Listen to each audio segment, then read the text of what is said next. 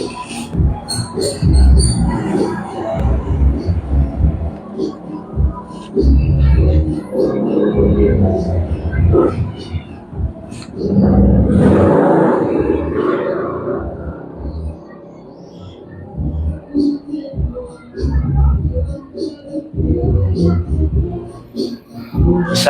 pinagpalang gabi po sa ating lahat and welcome pong muli sa ating pong gawain. Ang ating pong United Prayer every Friday dito po sa Lima Evangelistic Church International.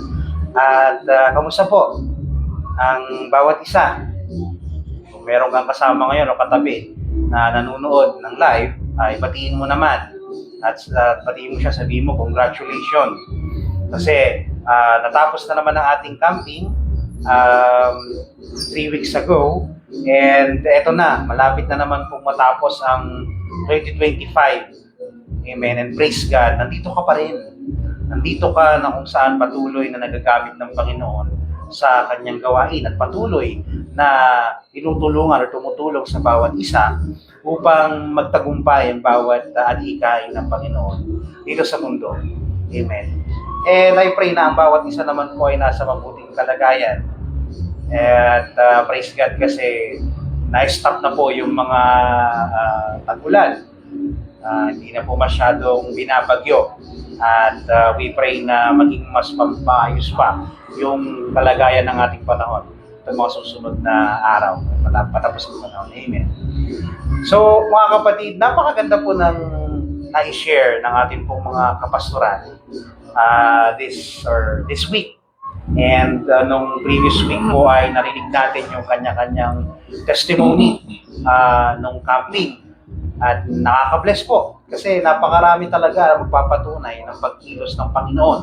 At tunay nga na ang Panginoon ay siya nga talaga ang helper or talagang siya ang main na tagapamahal or tagapag-ingat ng mga tao or ng mga anak niya. Ay patuloy siyang gumagabay at patuloy siya nag-fulfill ng promises sa atin na naglilingkod sa Kanya.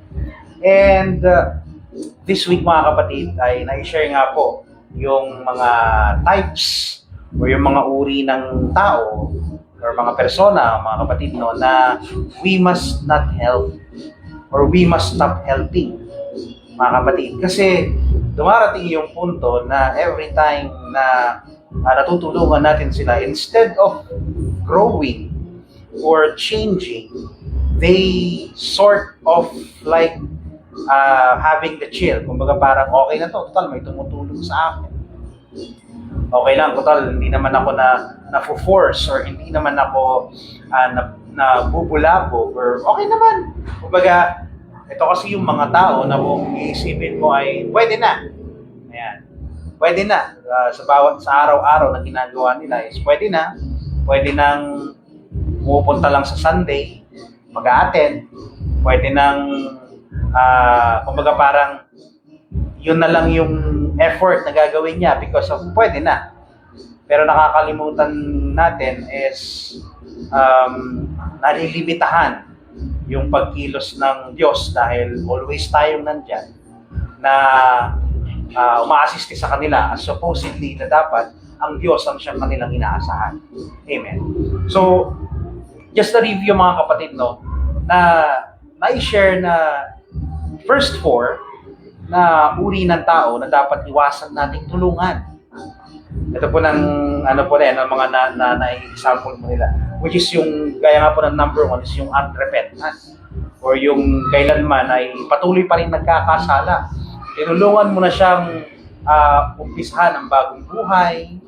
Tinulungan mong mapalapit sa mga tao or sa mga bagay na makakatulong sa kanya.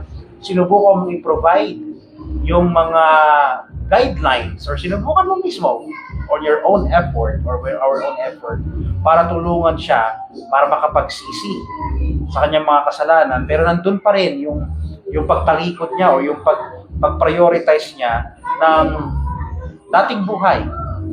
Unrepentant. Actually, nakakalungkot isipin kasi napakaraming matagal ng Kristiyano or matagal na nagsisimba, matagal na nag-a-attend, pero dumarating pa rin sa point na nagiging unbeliever Naalala ko po yung share ni Pastor Boy, no? Nung last camp, yung parang review din ito. Sabi nga niya, paano nga ba manghingi sa Lord? Amen. So tayo mga Kristiyano ay aware, supposedly, ay familiar na kung paano nga ba manghingi sa Lord. Pero sad to say, may mga tao pa rin, mga Kristiyano pa rin, na nagsisimba na ng matagal, pero hindi pa rin makahingi sa Lord. Or nahihirapan pa rin mahingi yung mga dapat malaman or matukoy o makuha sa Lord. Kasi bakit? Unang-una is, yun nga, nagiging unbeliever pa rin. Why we are still being unbelievers? Because we are still unrepentant. May mga kasalanan pa rin na ginagawa. Papasok sa simbahan, magsisimba, magsisisi, iiyak, pero paglabas, babalik pa rin sa dating ginagawian. Those people are unrepentant. Those are people resist to change. They only knew what was wrong or what is wrong, but they refuse to change. Papatuloy sila dun sa comfort zone na tinatawag. And ito yung isang uri ng tao na supposedly dapat ini-stop na nating tulungan. When we say stop tulungan, mga kapatid, is nandun tayo sa point na kung saan somehow ay sinusubukan natin silang asistihan para makapagbago. But because of them being resistant to repentance, we must stop. Because instead of helping them grow, nababansot natin sila. Because they're always rely on us na okay lang to, kahit patuloy akong magkasala, hindi ako magsisisi. Ay pinagpapala naman ako kasi nandyan si ate, nandyan si mama, nandyan si tita, nandyan si pastor, nandyan si elder na laging uma-assiste sa mga ginagawa ko. Ito yung tinatawag na tolerance, mga kapatid. We continue to tolerate those people who resist to repent. Number 2 example, mga kapatid, is yung pagiging manipulative. Gaya nga nung nabanggit ko ng mga kapatid, no, there are certain times na somehow nandun tayo, lalo na kapag kabago, makikita talaga natin yung ugali. Minsan yan, kapag pumasok sa simbahan, gusto ko ganito, gusto ko magbibigay ako, pero dapat nakikita ko yung binibigay ko. Gusto ko po, pastor, kapag mag-share ako, pero dapat nakita ko kung ano yung mga sinishare ko. Dapat nandito. Dapat may bagong electric fan. So, there's a certain point na may mga members or mga Kristiyano, makikita natin ay very manipulative. Pagdating sa bagay na to, minsan nga, gusto pa nila na tulungan natin sila the way na kung paano nila gusto silang tulungan. Amen. They're being manipulative. But sometimes, not helping is also helping. Yung hindi natin pagtulong sa mga tao ito is technically yun pa ang nakakatulong. Number 3 example, mga kapatid, yung mga divisive, yung talagang medyo ito yung mga tao na talagang kumbaga wrecker, sabi nga nila, because they do such gesture, they manipulate, they orchestrate things na kung saan makakapagbuo ng agam-agam or ng question, ng division sa bawat isa. Amen. Na dumarating yung point na sila yung mismong nagkakalat ng chismis. Remember, meron po tayong ethics, no, na kapag may narinig tayong chismis, chismis po ay supposedly ay dapat paakyat. Amen. Hindi po pa-spread. Amen. That's called reporting. Na kung saan nagkakaroon tayo ng chance para ma-sort or maayos. No, mga kapatid, no?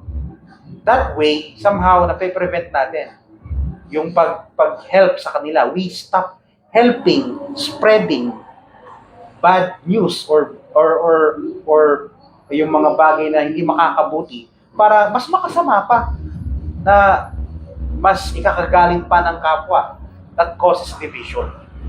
And yung sinasabi sa number 4, we stood the trainer ng mga kapatid. There is, we come to think about this, mga kapatid, no? We say na these are the people that we must stop helping. But technically speaking, mga kapatid, on another perspective, these are the people we must stop tolerating. Zero tolerance. Kasi bakit? Kaya nga po na nabanggit ko kanina, not helping is also helping. Remember mga kapatid, no? At the end of the day, we say, mga kapatid, na ang Diyos mismo, He considered Himself as the helper. Helper of Christians, helper of His children. And He say na, kung mahal mo ako, ang sabi nga niya, gaya nga po ng ating pong topic ng camping, which is feed or love my sheep. Pag-alagaan mo ang aking tupa. Ang sabi ng Diyos, kung mahal mo ako, alagaan mo ang tupa. At ang sinasabi nga niya dito sa Galatians, mga kapatid, no, carry one another's burden.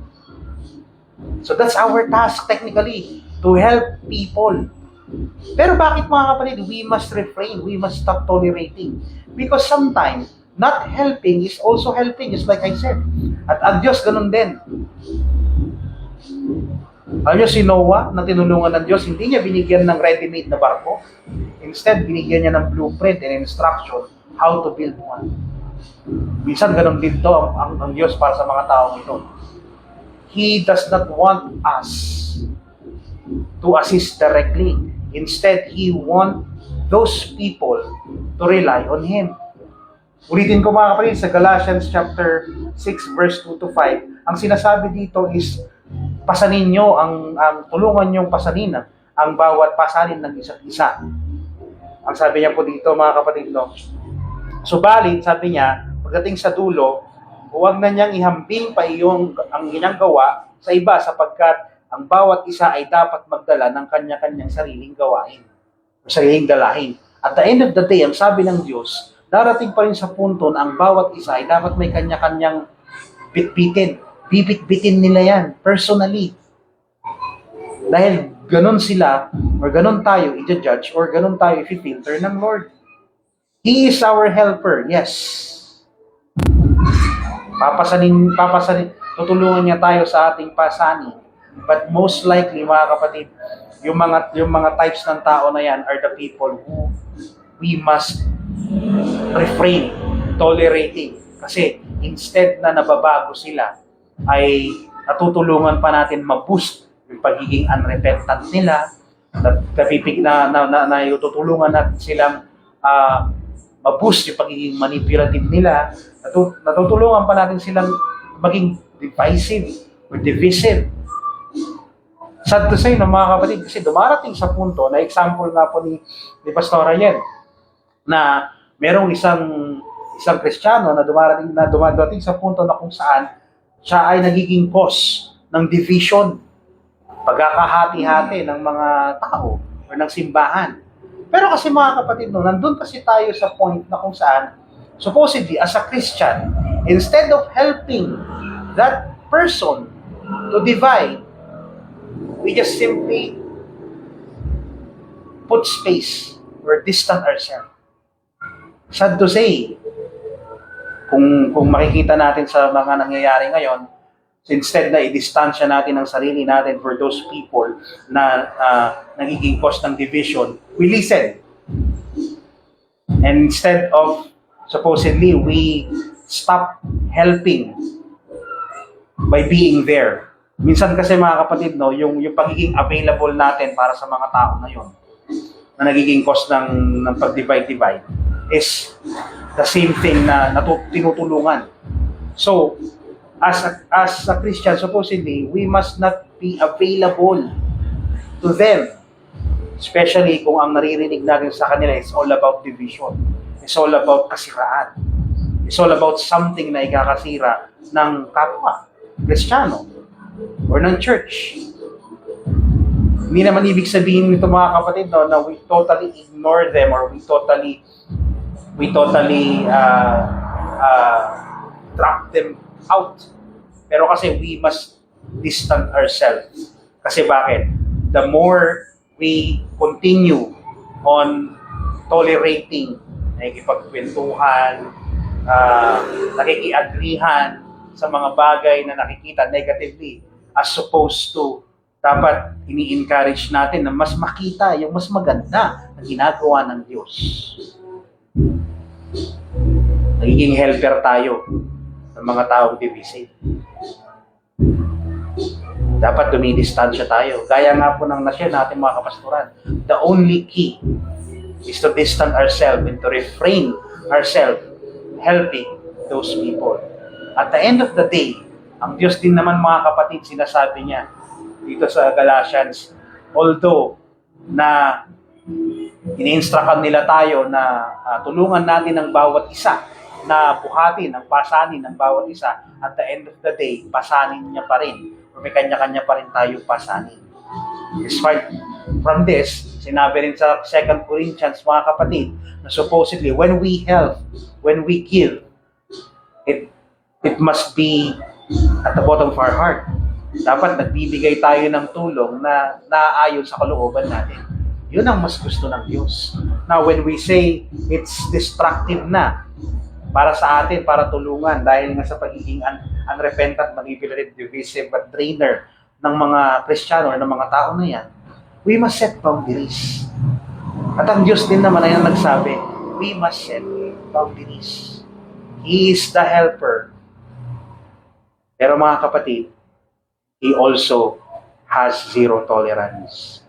That's why instead of helping, kung makikita natin yung mga character dito sa Bible, instead of giving them the best or the easiest way to go out of the situation, si Moses, instead na bigyan siya ng, siguro bigyan na lang siya ng napakaraming karwahe para may sakay niya yung mga Hudyo na maitakas sa Ehipto, instead binigyan siya ng tungkod.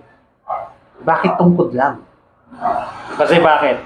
That's the best help that Moses, or that's the best help that God can give to Moses. At ganun din ang gustong maunawaan, gusto ng Diyos na maunawaan natin na hindi masamang tumulong.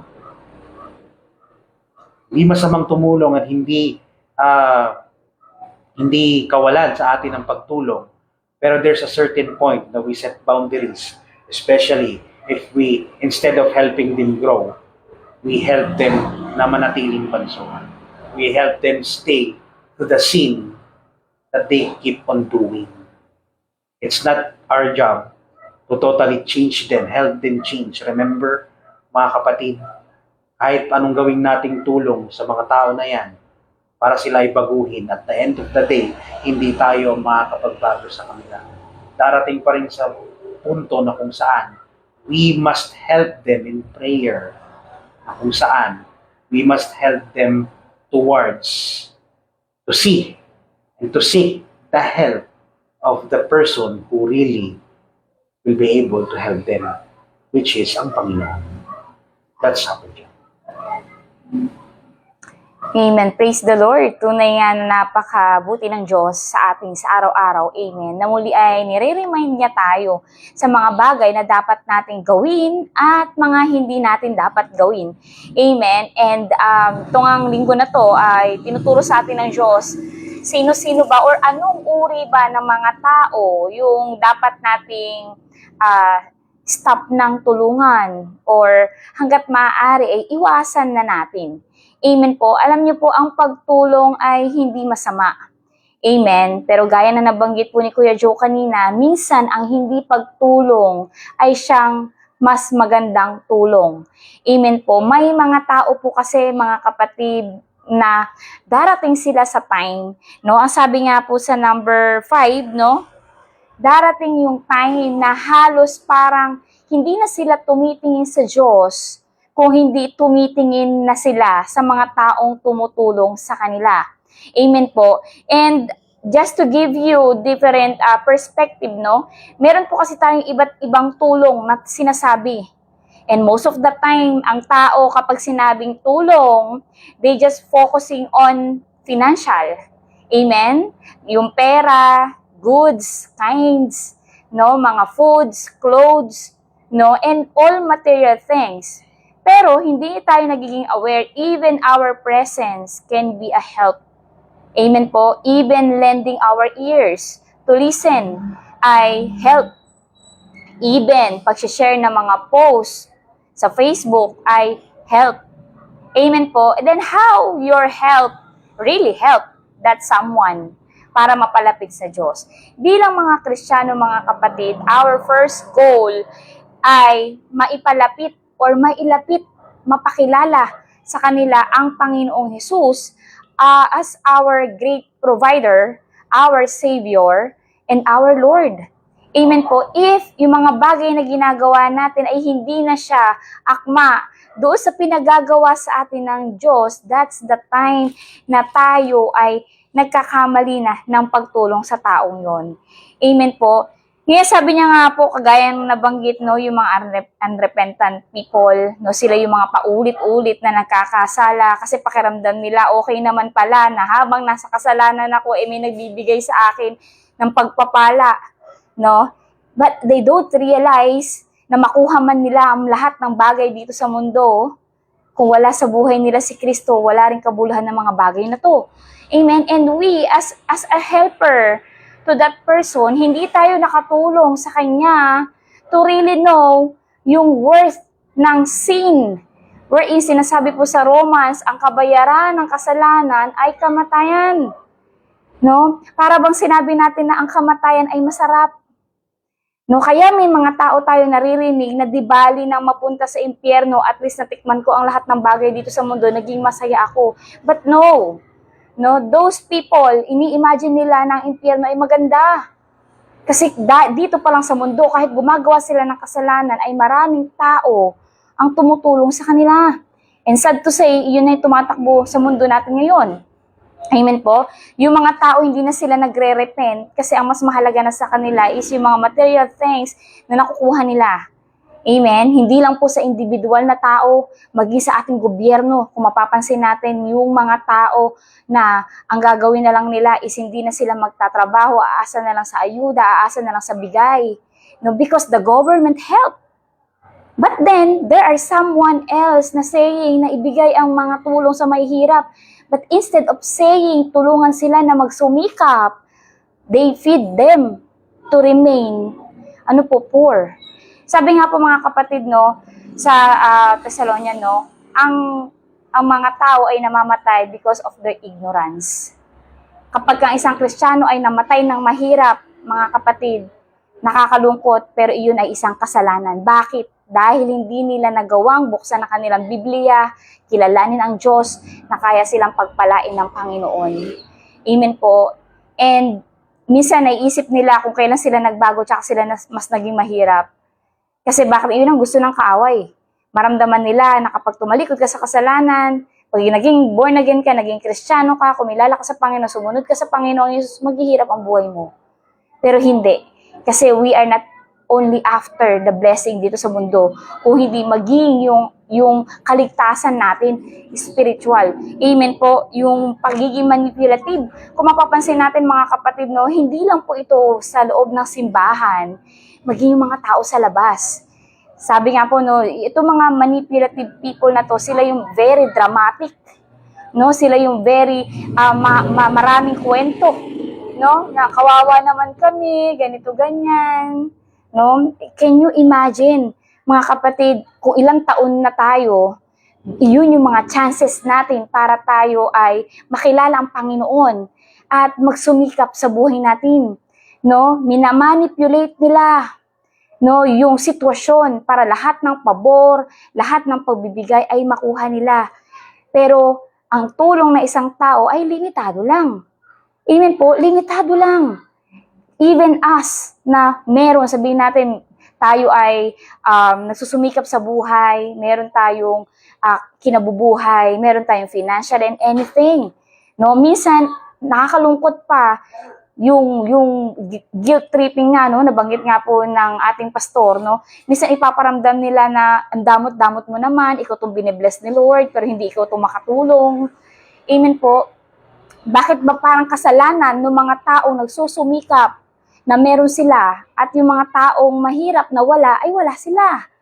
Wherein ang sinasabi rin po ng Biblia, mga kapatid, no, huwag pakainin ang tamad. Amen po. Sabi niya, turuan mangisda at huwag bigyan ng isda. Amen po. But their situation, they use their situation to manipulate not only one person, no? But even our government, amen po, even sa ating church. Kaya nga po mga kapatid, no, sa simbahan, maaaring sabihin natin hindi tayo lahat mayayaman, pero makikita po natin ang pagkilos ng Diyos. Makikita natin yung pagpo-provide ng Diyos. Hindi pwede na ang isang kapatid mo ay pinagpapala tapos ikaw hindi. No? Ibig sabihin lang ng mga, there's something wrong in us kung bakit hindi natin makuha yung blessing na para sa atin. Wherein, yung blessing na nakukuha ng kapatid natin ay hindi naman blessing na binabawa sa blessing natin. No? Iyon ay blessing na nakalaan talaga sa atin, but then hindi lang natin matutunan paano natin hihingin at kukunin sa Panginoon. Amen po. Minsan may mga tao rin naman na iniisip nila na itong kapatiran na to ay kaagaw nila sa tulong ni sister or ni brother or ni pastor. No, that's why ang gagawin nila is i-isolate nila yung taong nagbibigay sa kanila, sisiraan nila yung ibang tao na dapat ay tinutulungan din. Amen po. Iyon yung mga divisive people. No, kasi ang gusto nila, they are selfish. Na ang gusto nila, lahat lang ng tulong sa mundo, or lahat ng tulong sa lugar kung nasaan siya, ay sa kanya lang. No? It's not only about sa church na totally na, alam niyo po yung, kasi sa totoo lang mga kapatid, yung mga taong divisive, katulad ni Absalom, no, hindi siya nagsimula sa taas, nagsimula siya sa baba, doon sa mga taong in needs. Amen po? Isineperate niya yung loob ng mga taong yon kay Haring David upang magkaroon ng division at makuha niya yung control, pagiging manipulative. Amen po? Na kung saan po, kinuha niya yung loob ng mga taong yon, tinulungan niya. Amen po? May mga tao, katulad po ng mga Israelita, no? Nandyan yung sinisipan nila si Moses kung bakit sila inalis sa Ehipto. Gayon sa Ehipto, kumakain daw sila samantalang kay Moses, nauuhaw at nagugutom sila. Amen po. Alam niyo po, dumarating din yung time na yung mga taong yun, gusto nila is ubusin yung lahat-lahat sa'yo. Yun, nagpo-fall na tayo sa mga taong drainer. No? Na ikaw parang hindi na masarap sa panlasa mo yung pagtulong. Hindi na masarap sa panlasa mo ang paglingkuran yung mga taong yun kasi lahat ng effort mo ginawa mo na, but then hirap silang lumapit sa Panginoon. Why? Kasi po, doon na pumapasok yung number 5 mga kapatid, no? We replace God na sa buhay nila. Na para bang sa kabila ng mga ginagawang pagsundo, sa lahat ng ginagawa mong pagbigay ng pamasahe para makapagsimba sila, but then, kapag hindi ka nakapagbigay ng pamasahe, kapag hindi mo sila nasundo, hindi na sila magsisimba. Amen po? Tapos darating pa yung time, ang sasabihin nila, hindi po ako nakapagsimba kasi hindi po ako nasundo ni pastor, hindi po ako nasundo ng mga workers. No? Ang tanong, ilang taon na ba yan nagsisimba? No? 6 months? For 6 months times 4. No, ilang weeks yun, paulit-ulit natin sinusundo, pinupuntahan, tinutulungan, pinoprovide. Amen po. Pero hindi pa rin sila makapunta sa simbahan. Alam nyo, in that scenario, mga kapatid, hindi tayo nakakatulong sa kanila. Kaya nga po sa church, hanggat maaari, tinuturuan natin sila tumayo sa sarili nilang mga paa at pananampalataya at lumapit sa Panginoon. Ngayon, parang hindi naman magandang pakinggan, Ate Tina, kung sino pa yung tumutulong, siya pa yung masama. Bakit parang kasalanan ko, tumulong lang naman ako. Amen? Alam niyo po mga kapatid, kagaya na nababanggit natin mga kapastoran, hindi masamang tumulong. Dahil tayo, bilang mga Pilipino, hindi lang po Kristiyano, likas sa atin ang matulungin. No? Likas sa atin ang maawain. Amen po? Pero when it comes sa spiritual growth, no, tinuturo sa atin ng Diyos na sa Kanya lang tayo lalapit. At bilang lumalapit sa ating Panginoon, hindi natin pwedeng sabihin na, oops, teka Lord, ako natutulong dyan. Amen po? Minsan may maririnig pa tayo, meron pa tayong ma-experience mga kapatid na may mga miyembro na kapag kasi pastor ay umalis na, lumipat na ng church, na iba na yung outreach, etong mga taong to hindi na nagsisimba. Kasi bakit? Wala na si pastor, no? Yung pumalit na pastor ngayon, hindi namin mautangan. Yung dating pastor, nauutangan namin. Si pastor ngayon, hindi na ako magsisimba. No? In that manner, hindi natin sila nailalapit sa Diyos. Amen po? Hindi natin sila nailalapit sa Panginoon na siyang talagang provider natin, na siyang dapat ang helper natin. Amen po. Dumarating yung time na nagkakaroon pa ng comparison, no? Comparing. No, buti pa si ganito, malaki ang bigay, mabuti pa si ganito, si ganyan, samantalang si ganito, kuripot. Amen po. Alam niyo po yung mga taong yun, those are ungrateful people. And we cannot please ungrateful people. Kapatid, maniwala ka. Those ungrateful people ay hindi mo kailanman masasatisfied. Maliit man o malaki ang ibigay mo sa kanila, hindi natin sila masasatisfied. Kaya po mga kapatid, only God can satisfy everything, even our soul. Kaya hindi natin pwedeng kunin yung gampanin ng Diyos sa buhay nila, and we cannot replace God to their lives. Na tipong hindi okay lang sa kanila na wala sa simbahan basta nandyan ka. No. Kasi even you, maapektuhan ka. Kasi kung hindi tayo mapipigilan na magbigay sa mga ganyang klaseng tao, ano pa yung magiging dahilan? Kasi di ba may sinasabi sa Biblia mga kapatid na kaya tayo pinagpapala ng Diyos is to help others. Kung hindi na healthy yung pagtulong natin. Amen po, darating yung time sapat na lang, wala ka na maitulong doon sa taong yun kasi hindi ka mapigilan eh. Amen po, even us, magsasuffer tayo. Sabi niya po rito mga kapatid, the willingly disobedient, no? If we are willing and obedient, we will eat the best of the land. Nasabi po niya sa Isaiah, if we are willing and obedient, samantalang itong taong to, willingly disobedient. So, willing siya, pero sa pagsuway. No, itong mga taong to, mga kapatid, para bang sapat na sa kanila ang hindi sumunod sa Diyos. Sapat na sa kanila ang namumuhay na lang sila sa kung anong meron sila. Kasi bakit? Marami namang tumutulong. No? Sila rin yung mga tao, mga kapatid, na kapag ka tinigilan mo ng tulong, masisirain yung buhay nila for you to feel guilt.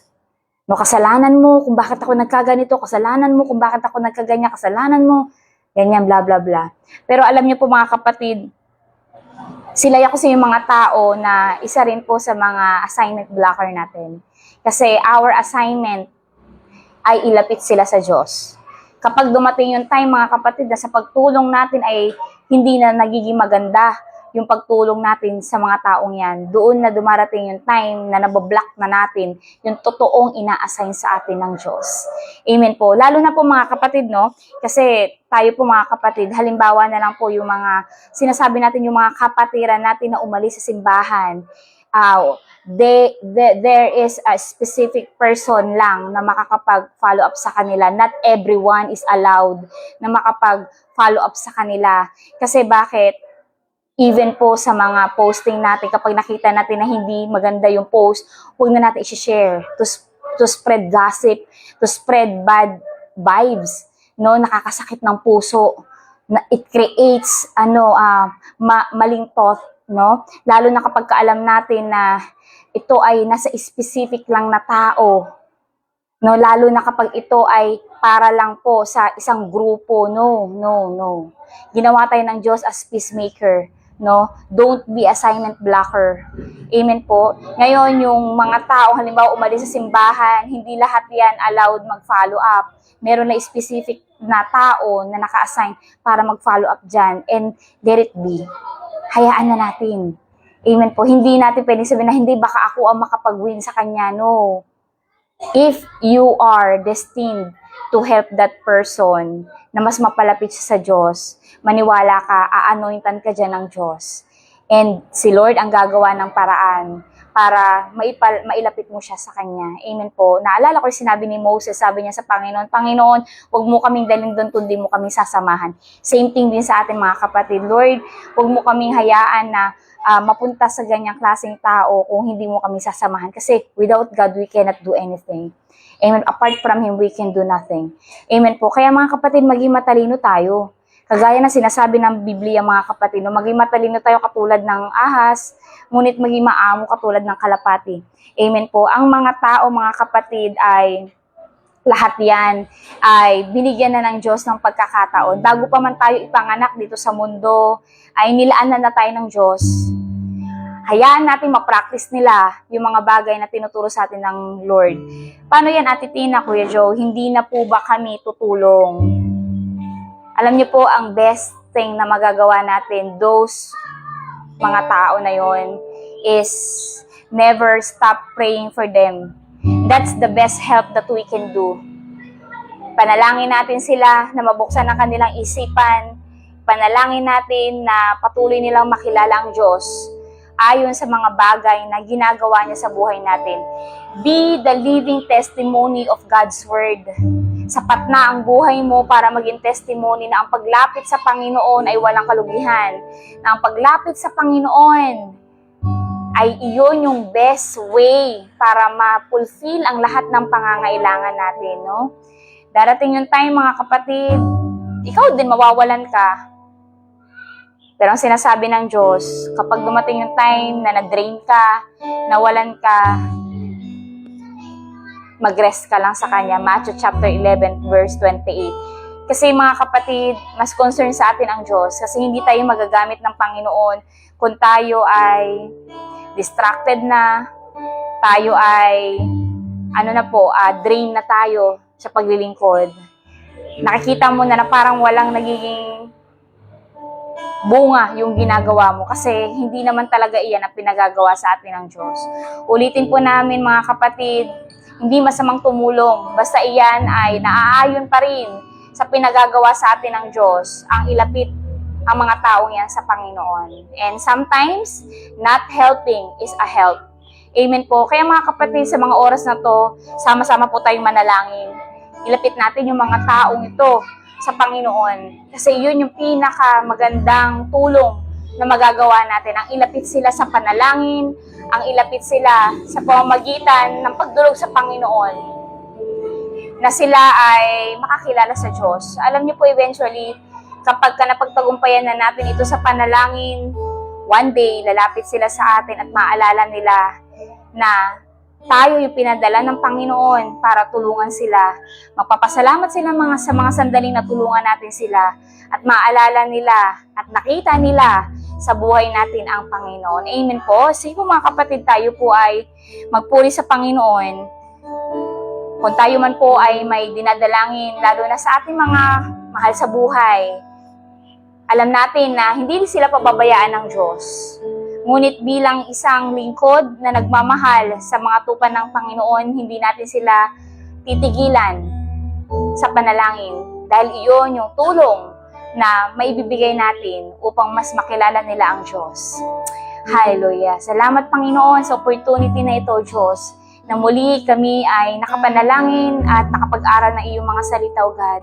Hayaan mo, Lord, sa aming pag-awit, sa aming pagtaas na aming mga tinig, hayaan mo, Panginoon, na mapapurihan ka at maranasan, Panginoon, ng bawat isa sa amin, ang pagyakap, ang pag-comfort mo sa amin, Lord. Nakikita mo, Panginoon, yung puso ng mga kapatirang ito na willing tumulong sa bawat isa. Ngunit, Lord, alam namin sa mga sandaling ito, nais mo rin, Panginoon, na protektahan, Panginoon, ang bawat isa sa amin upang mas magamit mo kami mightily and effectively, O Diyos. Salamat, Panginoon. Hallelujah, Jesus. Purihin ka, Panginoon.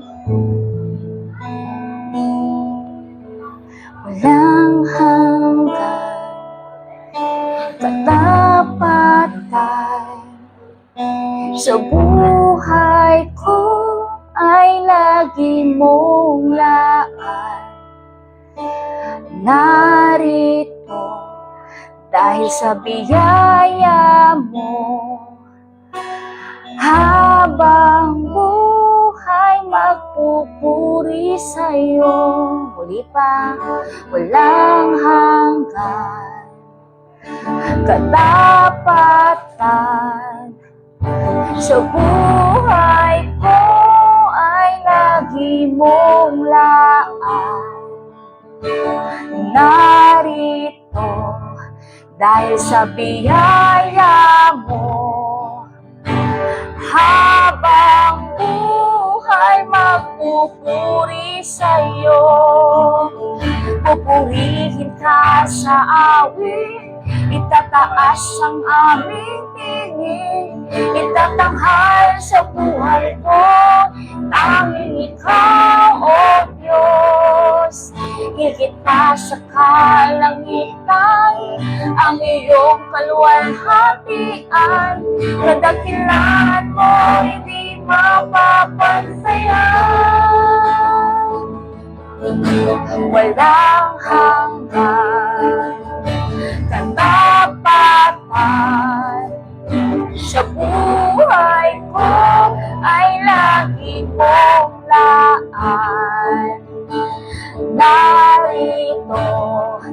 dahil sa biyaya mo.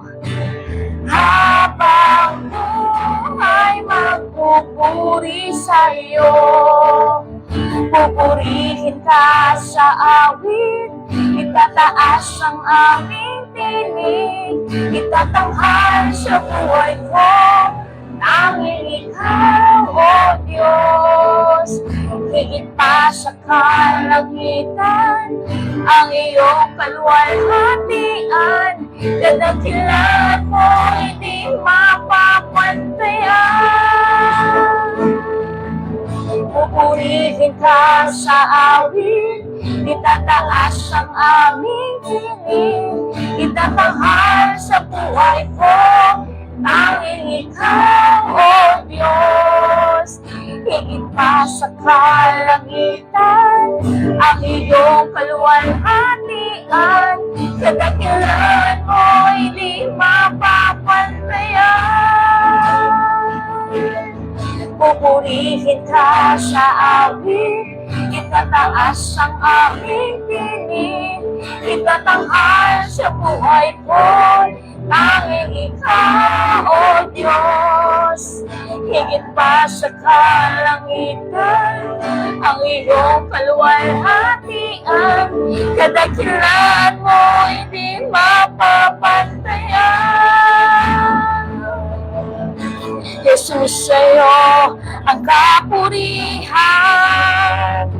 kaluwalhatian ngayon at magpakailanman.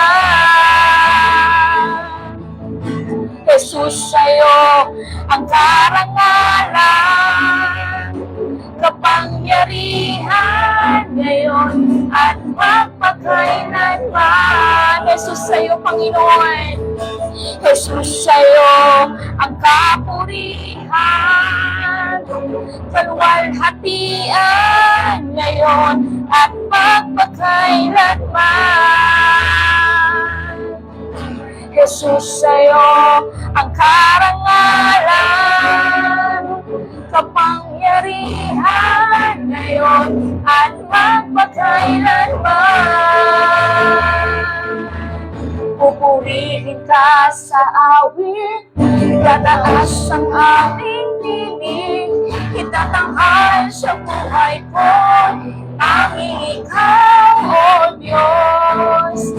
Higit pa sa kalangitan, ang iyong kaluwalhatian, kadakilan mo hindi mapapantayan. Kadakilan mo hindi mapapantayan. Kadakilan mo hindi mapapantayan. So,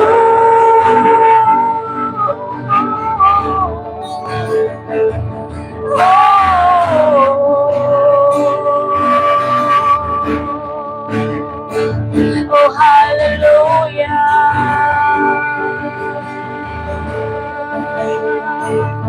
Pupurihin ka. Salamat, Panginoon. We worship you, Lord. Oh, dakila ka. Salamat, Panginoon. Salamat, Panginoon.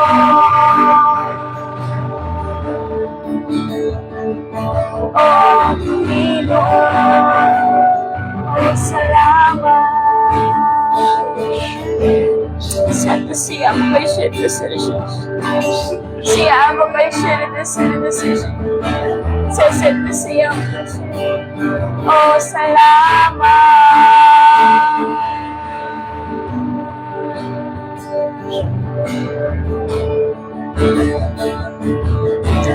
Hallelujah, Lord.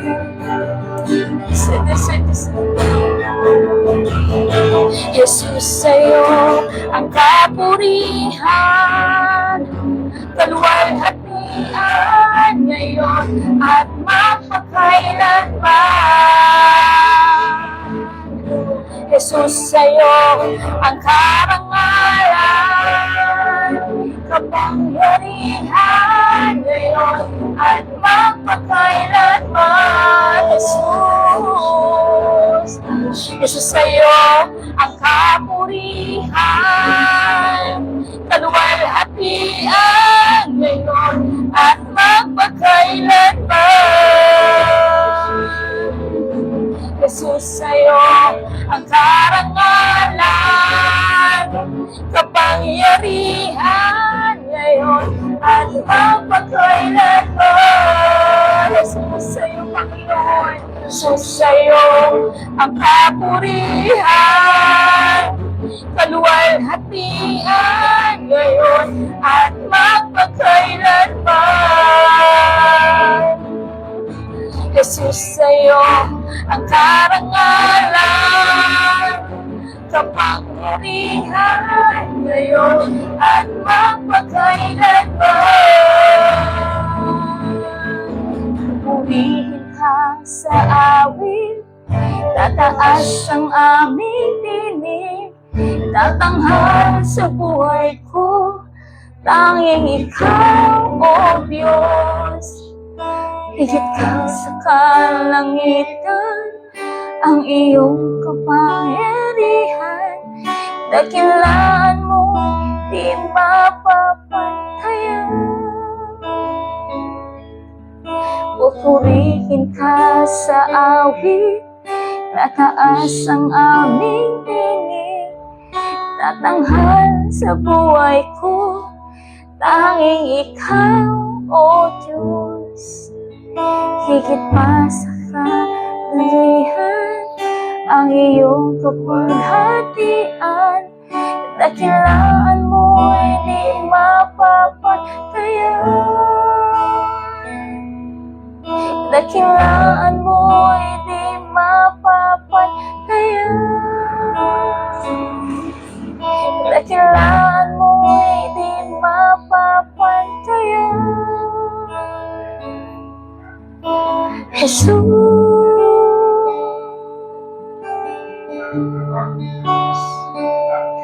oh Jesus.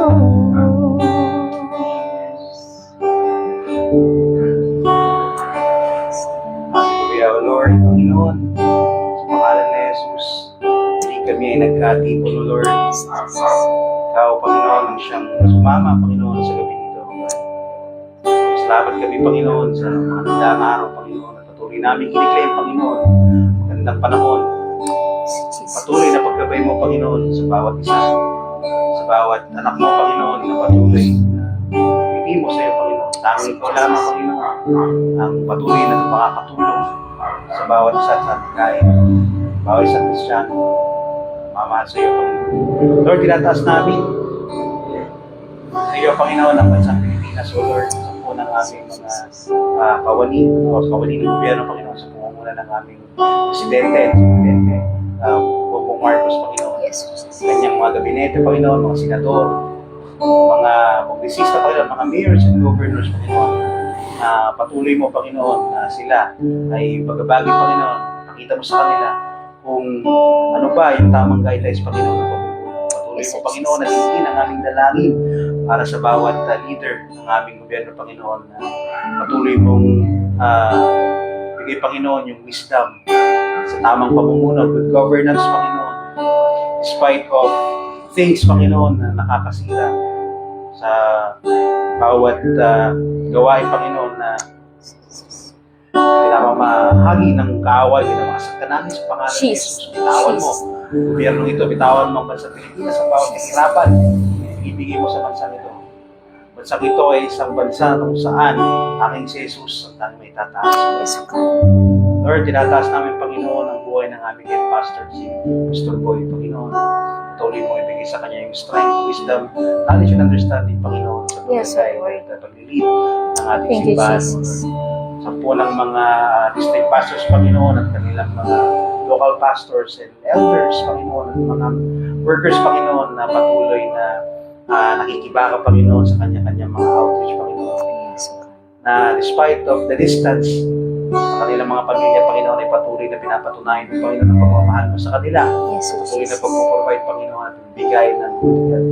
Lord, kiniklaim namin ang bawat kagalingan, bawat blessing sa kanila at sa kanilang mga pamilya. Patuloy na pag-iingat mo, Panginoon, ang aming inaasahan. Yes, O God. Nabalutan namin, Panginoon, ng padalang tubo mo, ang bawat simbahan, ng Nueva Evangelist Church International, Yes, O Panginoon, Jesus. at ang mga nangungulang elders and pastors and workers, Panginoon. Patuloy na pag-iingat mo lamang, ang tulad mo lamang ang aming mangulang. Patuloy na blessing. Bigyan namin ang katagumpayan ng bawat prayers, Panginoon. Yes, O God. At mga katagumpayan ng mga hinihiling, ng mga pinagpipray, Panginoon, ng ating mga kapatiran, Panginoon, na makakabuti sa ating gawain, sa gawain ng Panginoon, sa gawain ng ating Panginoon. Yes, O God. Atas namin, Panginoon, ng safety at maliwalas at magandang kinabukasan, Panginoon, sa pagtatapos ng 2025. O Lord, Yes, O Lord.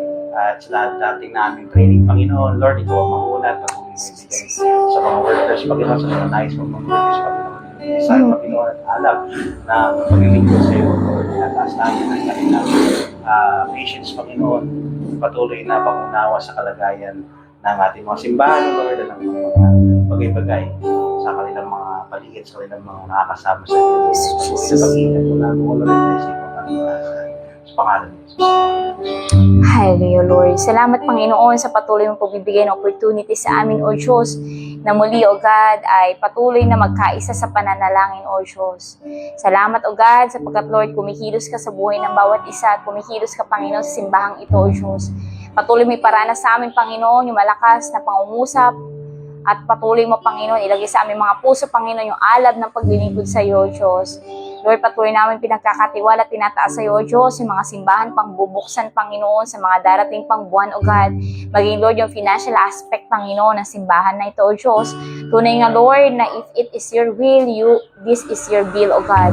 Tunay nga, Lord, ikaw, Panginoon, yung patuloy na magsusupply ng bawat pangangailangan, ng bawat simbahan. Simula, Lord, sa pang-rent, Panginoon, sa electric bills, Panginoon, sa water bills, sa internet bills, Panginoon. Maging, Lord, sa allowances ng ating mga workers, Panginoon, mga pastors, O Diyos. Maging, Lord, sa mga financial, Panginoon, na pangangailangan ng bawat isa, O God. Lord, alam namin kikilos ka, Panginoon, sapagkat, Lord, you are our great provider, O God. Salamat, Ama, tunay nga, O Diyos, sa patuloy yung patatagin ng bawat leaders, Panginoon, na siya ang inanointan mo, Panginoon, sa lugar na kung saan, Panginoon, nasaan kami, O Diyos. Salamat, Panginoon, sa buhay, Panginoon, ng aming mga board members, Panginoon, ng aming mga district pastors, O Diyos. Maging, Lord, sa aming senior pastor, O God, na si Pastor Boy, O God. Salamat, Lord, sa patuloy mo pagbibigay sa kanya, O Diyos, ng provision, Panginoon, vision, O God, yung kalakasan ng katawan, Panginoon, at Lord, kung paano niya patuloy, O Diyos, na maitataas yung pangalan mo, O God, sa simbahan na to, O God. Salamat, Lord, patuloy ka kumilos sa kanyang buhay at sa buhay ng kanyang pamilya. Proteksyonan mo sila, Panginoon, sa bawat sandali, Panginoon, at ikaw, Panginoon, yung makita, Panginoon, ng mga tao sa buhay niya, Panginoon. Salamat, O Diyos, sa mga kapatiran namin, Panginoon, na nakikinig sa mga oras na ito, Lord, sa kanilang mga prayer requests, O God. Lord, nakikita mo, Panginoon, yung kanilang mga puso, Panginoon, sa mga bagay na dinudulog nila sa iyo, O Diyos. Paranas mo, Panginoon, na ikaw, O God, yung Panginoon, na tumutugon ng panalangin. O God, hindi ka bingi, hindi ka bulag, Panginoon, at higit sa lahat, Panginoon, nakakaramdam ka, Panginoon, ng pangangailangan ng iyong mga anak, O Diyos.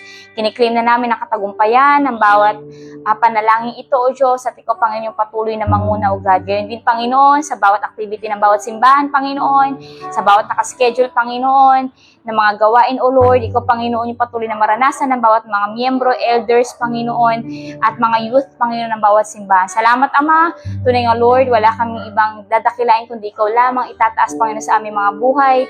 Sa'yo nang binabalik at pinakamataas na papulit mo sa salamat, sa dakila at matamis na pangalan ng iyong anak na si Jesus.